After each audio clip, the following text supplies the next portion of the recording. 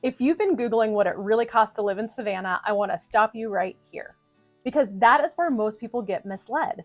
Savannah looks affordable on paper, and compared to some cities, it is. The number people see online almost never actually matches how Savannah actually feels once you start looking at homes, neighborhoods, and monthly payments.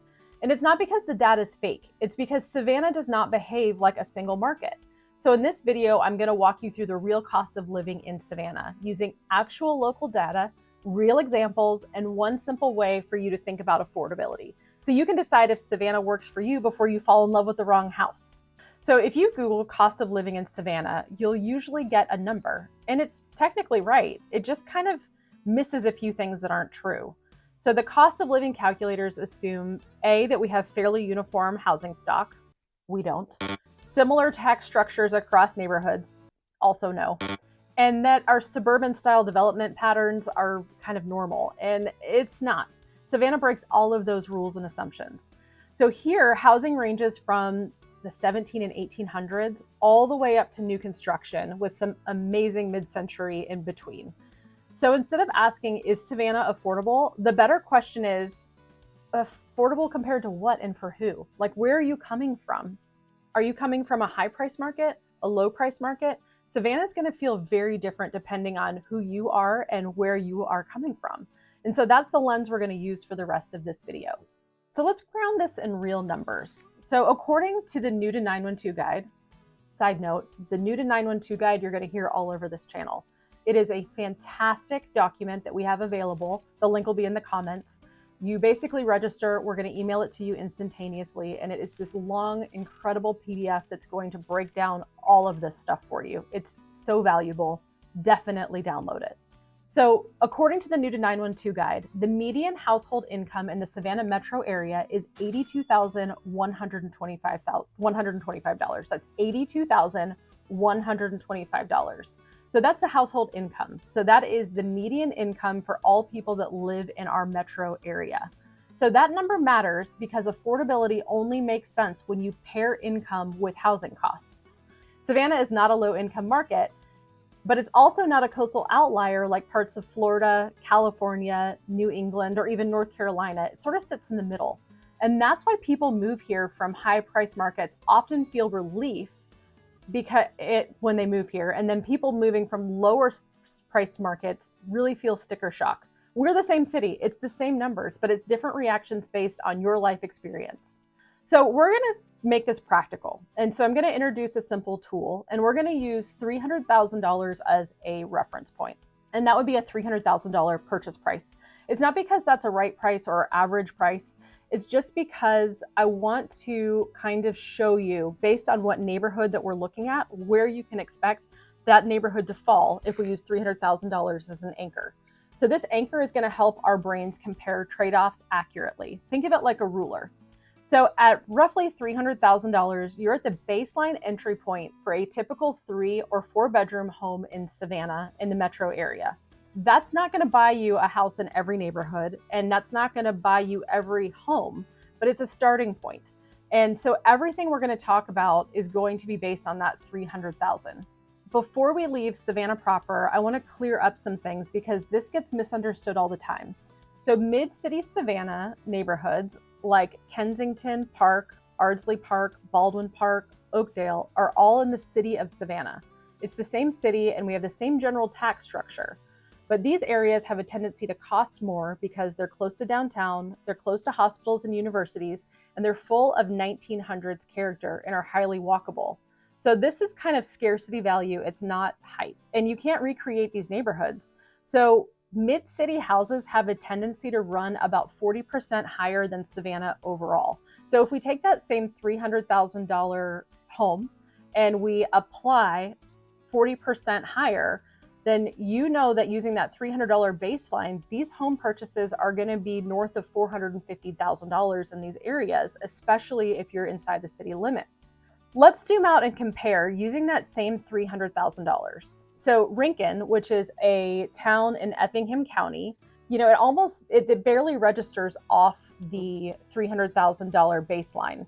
So a house may come in 10 to 15% higher. So we're talking, a typical 3-bedroom maybe 330,000, 350,000.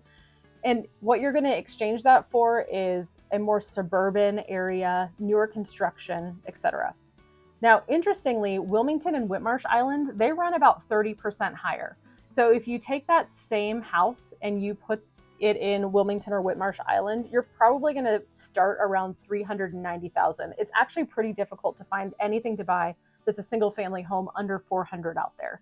So that's driven by proximity, school appeal, and the island lifestyle. So Isle of Hope is often closer to 50% higher. So that means to get onto Isle of Hope, you're looking at the most basic house to start around $450,000. So what you're paying for there is charm, lots and lots of charm, water access, larger lots, and long-term desirability. Also interesting, the taxes are a little bit lower in Isle of Hope because it is not in the city of Savannah, it's in unincorporated Chatham County. Let's switch to the downtown Savannah and Landmark Historic District. They're in a category entirely of their own. We're talking architecture, walkability, squares all over downtown, historic significance. It all dominates the pricing here.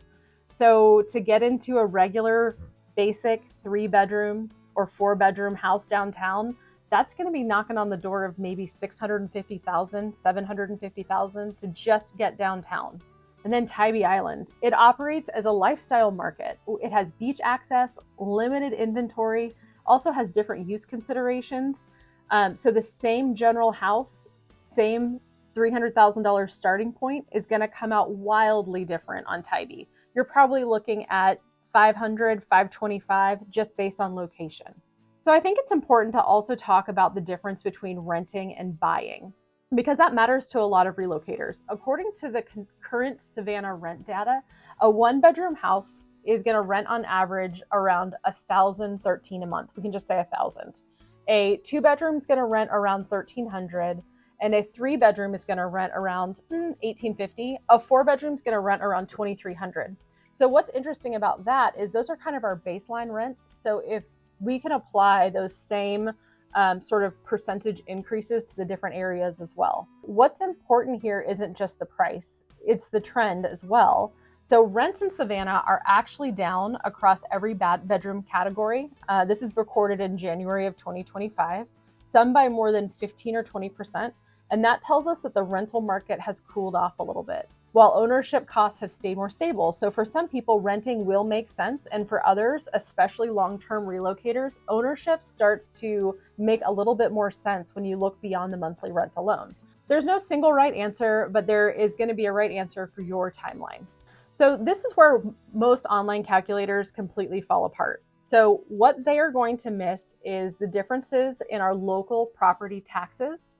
There's going to be insurance factors tied to location, home age, and flood zones. Then also we have to take into account HOA fees and maintenance realities of older homes. 2 homes at the same price can have very different payments here. If you look in Bryan County, for instance, like that tax rate is 0.97%. So you can take the sales price of a house, multiply it by 0.97, and that's going to give you a basic idea of what you can expect your taxes to be annually. And then there's places in Savannah where that's going to be closer to 1.75%. So even if you take 2 homes that are the same price, you can have a $300 or $400 difference a month in payment just because of local taxes. So I want to be the source of the source and not the person guessing your real answers.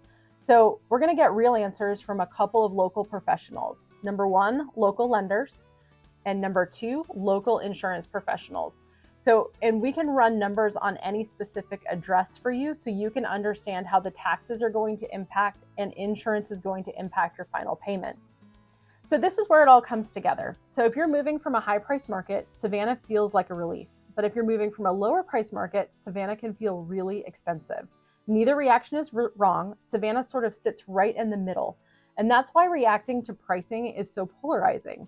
And that's exactly why we built the New to 912 guide. We actually have an awesome page in there that breaks down local tax rates.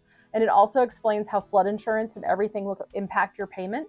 And we're going to post that up here so you can take a look at this page. So be sure that you download the New to 912 guide so you can look at this closely.